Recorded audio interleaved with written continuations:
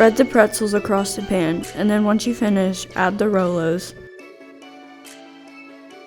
Then you will cook them for 3 minutes, and after that is done, take them out, let them cool off, and then start sticking on the candy eyes. Once you finish with the candy eyes, start putting on the M&Ms as the nose.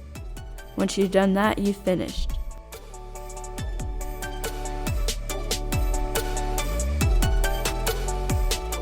For the cookies, you will pour in the mix, and after pouring in the mix, you will add 2 eggs.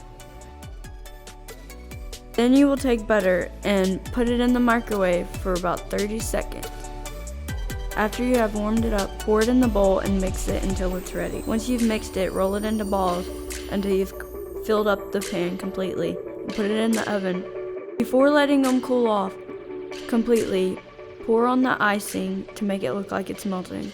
Once you finish that, put on the marshmallows, and then after you finish that, add on the M&Ms as the body.